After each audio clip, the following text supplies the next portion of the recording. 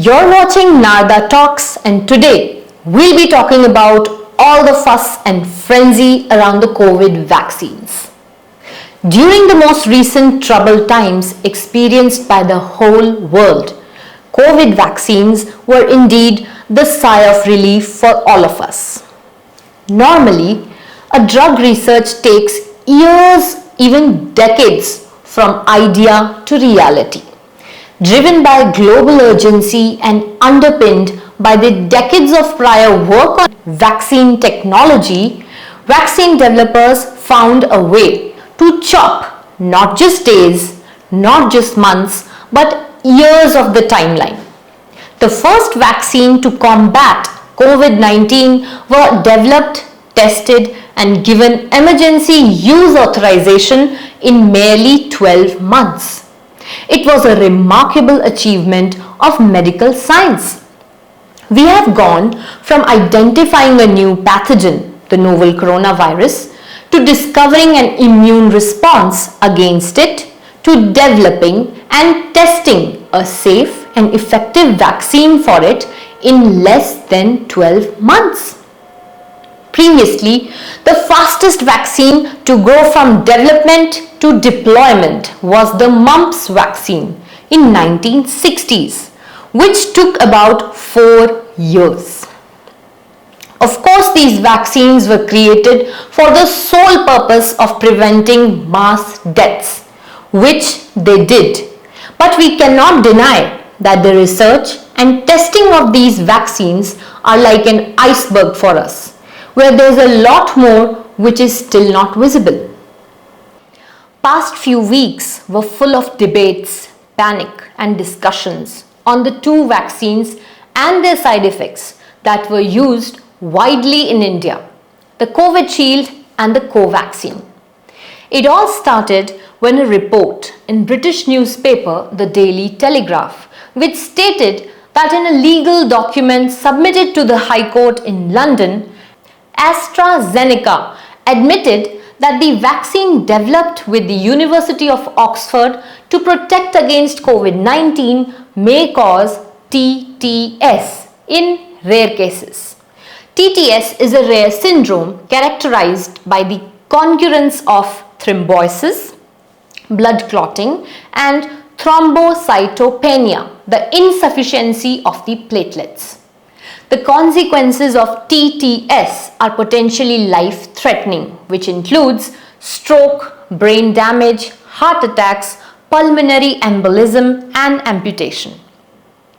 Now, covidsheild was also made by the same formula that was taken from this British-Swedish company AstraZeneca. The responsibility to manufacture the same was given to the Serum Institute of India. In India, the product information that comes with the vaccine clearly mentions TTS in its special warnings and special precautions for the section, while adding the majority of the events occurred within the first 21 days following the vaccination, and some events had a fatal outcome. According to the earlier information released by the Serum Institute of India, a very rare and serious combination of TTS, in some cases accompanied by bleeding, has been observed with a frequency less than that of 1 person in 70 crores. It has been more than 2 years of getting vaccinated, and it has no long-term effects. So, we can conclude at the moment that there is nothing to worry at present and no medicine is further required. Well, after the acceptance of the side effects by covidsheild maker AstraZeneca, a recent study has highlighted the side effects of Bharat Biotech's Covaxin, the COVID-19 vaccine, which was an indigenously made and manufactured in India. A report published on Springer Link stated that nearly a third of the participants, which means 30%, reported experiencing adverse events of special interest, AESI, following vaccination. Out of the 1,024 individuals enrolled in the study, researchers managed to follow up with 635 adolescents and 291 adults over the course of 1 year. Among the reported adverse events, viral upper respiratory tract infections were prevalent among both adolescents and adults.